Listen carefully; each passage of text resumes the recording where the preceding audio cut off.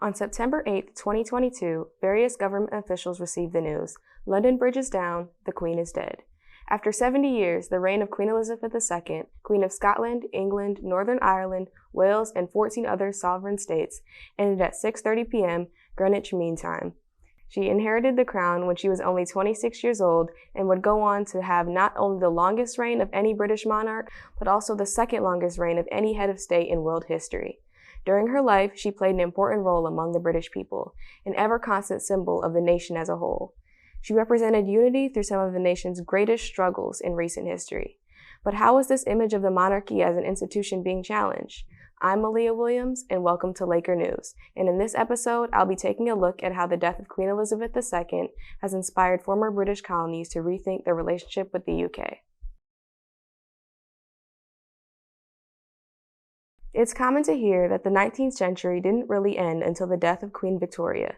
She was the queen of the age of imperialism and represented the monumental social, political, and economic change that occurred in the UK during her rule. In many ways, the same can be said about Queen Elizabeth in the 20th century. Through the photographs she's taken with various historical figures and world leaders, we can see the many presidents, prime ministers, and dictators that she not only outlived, but also the eras of history through which she reigned, namely the Cold War. The ascension and collapse of the Soviet Union, the rise and fall of the Berlin Wall, and the formation of the European Union are all events that we see the British monarch posing for pictures in the background. Queen Elizabeth II represented the everlasting presence that these events had on not only the UK, but also Europe and the rest of the world. As Queen Elizabeth II laid in state, one aspect of the ceremony reminded the world of the history of the British monarch, the Koh-i-Noor diamond, a 105-carat or 21-gram gem with 66 facets in the centerpiece of the crown of the British Empire. Its history is shrouded in myth and legend. Still, we know for certain that it was mined in India and taken into possession by the British East India Company in the 19th century as they were expanding their territory into the subcontinent. The diamond was shipped back to London and assumed the place it holds today to represent the role India had among other colonies, the crown jewel of the British Empire.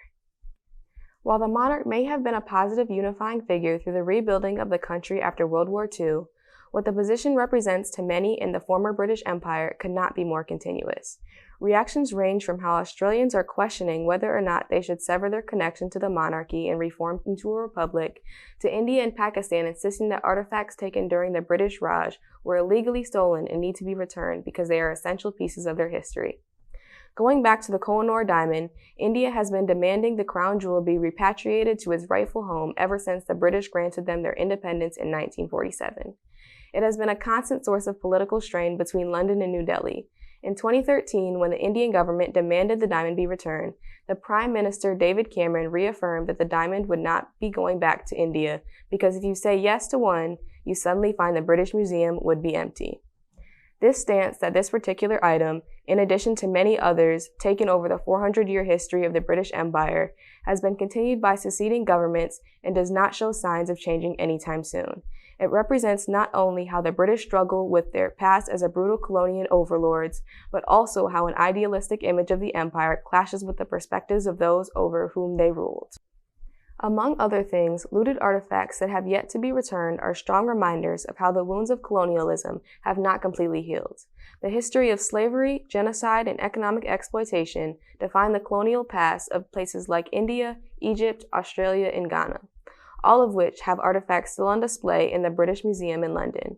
There have been some notable exceptions to British institutions not holding on to colonial artifacts, such as many of the Benin bronzes being returned by a museum in London, but this still remains a point of contention between the British government and its former colonies.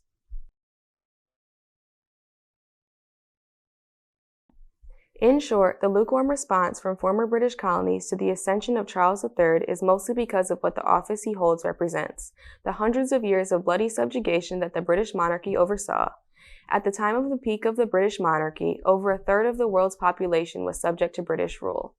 Their descendants, understandably, take issue with the still present notion that the empire was a civilizing force, when in reality it can be perceived as the opposite, a racist, parasitic institution that stole the history of these nations because they were deemed lesser. I'm Malia Williams, and thank you for watching.